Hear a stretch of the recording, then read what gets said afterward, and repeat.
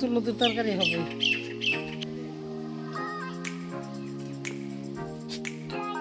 পুরো ভিডিওটা দেখতে থাকো। চলো রান্না করি।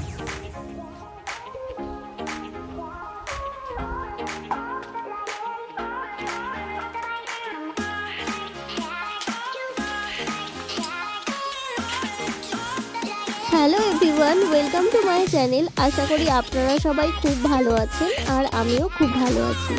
আজকে হবে কচুরলতি দিয়ে চিংড়ি মাছ দিয়ে নারকেল কোড়া দিয়ে তরকারি। তো আপনারা পুরো ভিডিওটা দেখতে থাকুন। কড়াইয়ে গরম জল করে নুন হলুদ দিয়ে তার মধ্যে কচুরলতিগুলো কেটে নিয়েছিলাম, সেগুলো দিয়ে ভালো করে সেদ্ধ করে নেব। খুব বেশিও সেদ্ধ হবে না, আবার খুব কমও না। তো কচুরলতিগুলো প্রায় সেদ্ধ হয়ে গেছে, এখন আমি উঠিয়ে রাখছি। সেদ্ধ করা লতিটা তুলতে তুলতে বলে রাখি, এই কচুরলতিতে আমি কি মশলার ব্যবহার করেছি। দিয়েছিলাম পরিমাণ মতো কালো সর্ষে, কাঁচা লঙ্কা আর কয়েক কোয়া রসুন। নুন দিয়ে আমি মিক্সিতে বেটে নিয়েছিলাম। চিংড়ি মাছগুলো ভালো করে পরিষ্কার করে নিয়েছি আর নুন হলুদ দিয়ে ভালো করে মেখে নিয়েছি। এখন গরম তেলের মধ্যে দিয়ে দেব নুন হলুদ দিয়ে মেখে রাখা মাছগুলো দিয়ে লাল লাল করে ভেজে তুলে রাখবো।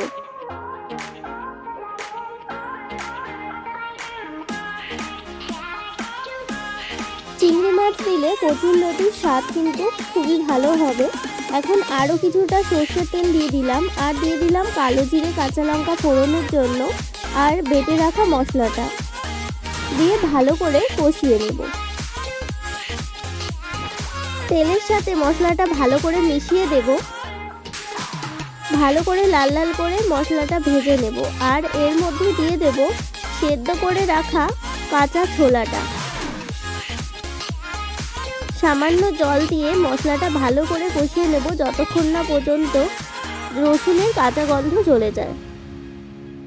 মশলাটা ভালো করে কষানো হয়ে গেছে, দিয়ে দিলাম পরিমাণ মতো হলুদ আর নুন। আবারও ভালো করে কষিয়ে নেব। মশলাটা দিয়ে এখন বেশ ভালোভাবে তেল ছেড়ে গেছে। এই পর্যায়ে দিয়ে দেব সেদ্ধ করে রাখা কচুরলতিগুলো। কচুরলতি দিয়ে ভালো করে মশলাটা মিশিয়ে নিতে হবে।